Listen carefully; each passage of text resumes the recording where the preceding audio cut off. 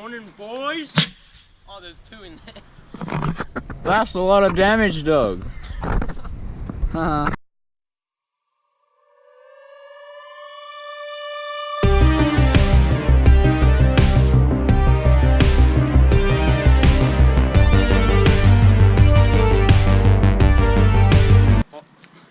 Yeah, alright, well, what'd you do? Well, just went to Bunnings and bought a bunch of pipe and bits and pieces, and just got to make sure at the front, you know, the barrel fits a tennis ball, and you just glue that all together. And as you can see from the montage made, you know. Yeah, and there it is back. Thanks for getting that. I'll sort this one out here, Will.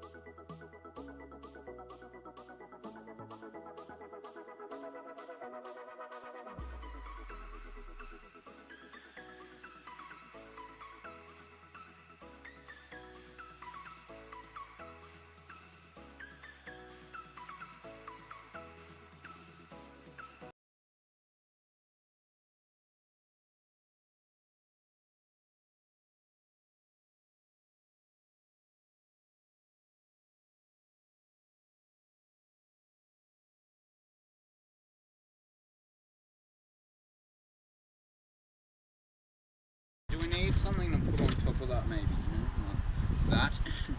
Yeah, that'll do it. Alright, Yeah. so this is the, watch yourself. This is the air cannon here, so I'll just talk you through what we've got. So we've got the barrel here, so it holds a, you know, regular sized tennis ball. And We've got the valve. Alright, let's do this the again. stick, and then, yeah, you shove the stick down. So you Make ram sure it down. Yeah, I think I didn't do that right. Let's film this bit again. No, it doesn't matter, it doesn't matter. We can keep going. It'd be a meme if I had it loaded. Oh, it was loaded. Anyway, so yeah, you ram the tennis ball down here. You got the GoPro for that first person view of, I don't know.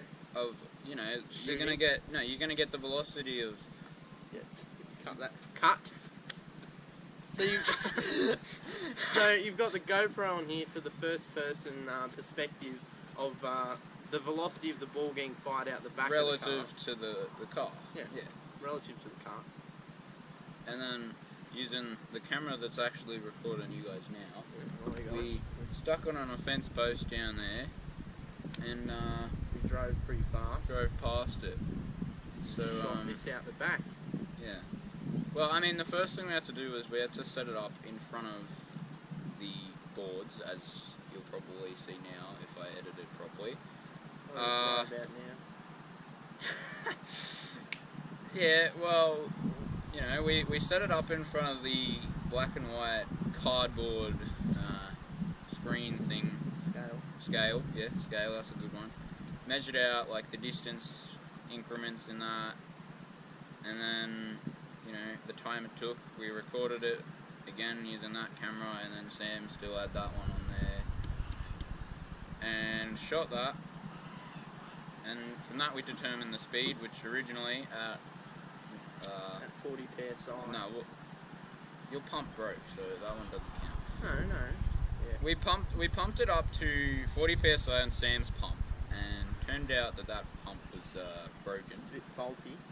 Yeah. So 40 psi was about what, 20 on your one?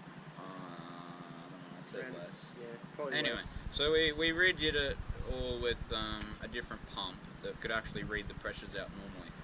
And we got it to, did we do a 40 or did we do a 20? We did a 20 psi. Yeah, we did the 20, and that came out with the ball having a velocity of 18. Was it 18 meters a second?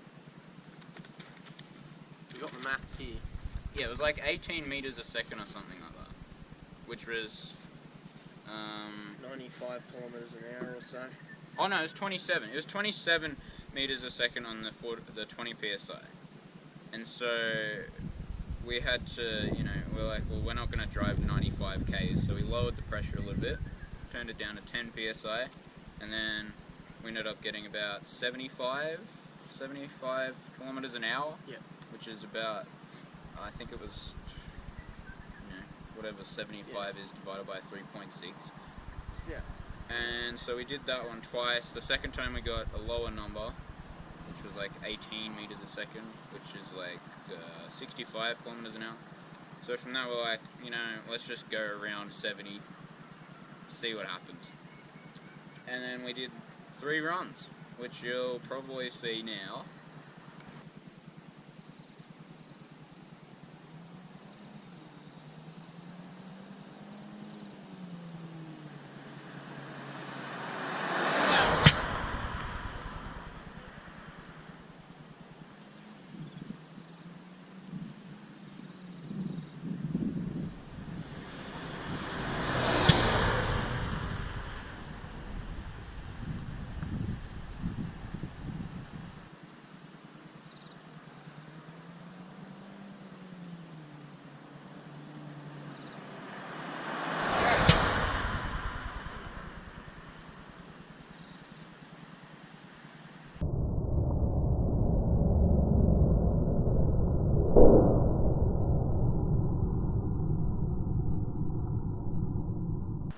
Quite successful. So on our first run, I double loaded the cannon, so we had 2 tennis balls in there, but still, probably from the footage you'll see it was quite a decent proof of concept, because they both came out and they didn't go too far. But the closest time was the second. Yep. The second take, that was an easy run. Easy one. The ball came flying out And it went straight down. Yeah, it just went down. Well, it went up. The ball, as you can see, it probably like came out, and then it goes started up on a path upwards. So our theory behind that is maybe like the wind. Yeah, we thought that the wind, as you can see the car behind us, this is how we had it set up with the boot up. We think that the wind's going over the car, over the boot, and then coming back down, and like kind of creating a bit of an uplift of wind. So we thought that the ball might have been shot out and then lifted up by the wind, and then it fell straight down. So we don't know anything about that. We haven't really tested. I mean, right. Yeah. But it didn't really affect the results. No. We still managed to cancel out would you say, we cancelled out the velocity of the ball. So the ball and the car, or the ball in the cannon in the car, is going 70 kilometers an hour down that road. So let's say that's north. No. We were going 70 kilometers an hour that way. And then to the left. We shot it out of this cannon 70 kilometers that way. To the right. Or in the opposite direction of the car. And yeah, the ball managed to just drop. Straight mostly, down. Yeah. Yep. With a little bit of the upwards movement that we're not sure why. But it worked. That question's for another day. Not today. Well, what do you reckon we could have done better? It's 3 o'clock. So, what do you reckon we could have done better? Well, look, I think having a better setup of shooting it out of the back of a car might have been been better. But you know, because I was kind of lying in a pretty awkward position, so I don't know if I had the barrels pointing up. I'm not or sure down. if it was entirely legal either. But, oh, it's not legal. I wasn't wearing a seatbelt. Yeah, well, there was the guy there that was looking at his house, and he came over and had a look. He was having a little film there. He's not well, no, sure. but in all serious, what? So I think what could we have? What we could have done was improved the angle which the ball was shot at to actually keep it level, because we could have actually made a mount that would have held this level and in the same position in the car every time, so that when it shot, it would be coming out at the same, angle, same velocity. We could have tried to regulate the pressure more with I don't know if you can actually buy something which will just put 20 psi in or 10 psi in every time, so that you get the exact amount. Because we were just kind of just looking at the gauge on the bike pump and seeing how much. I think, yeah, we also could have done better at trying to determine what the velocity of the cannon is, because obviously, as you're saying, we could improve it by having the exact amount of pressure, which would in turn mean that the ball would come out at the same speed every time. Also a faster release method, because currently I'm just doing it on my own reaction time. Yeah. Well, that's the other thing that we struggled with, was we were trying to find the right spot for us to release it.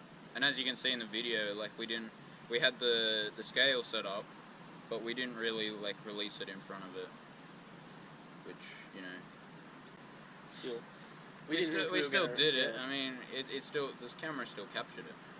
The other thing I think we could have done better was, I mean, it was pretty close, but I think what would have made it better is if the speed of the car was exact as well. Because, I mean, I was just trying to accelerate at the same, or, you know, have my foot on the to get to throttle, the speed we needed. Stay at the same speed. Within the distance.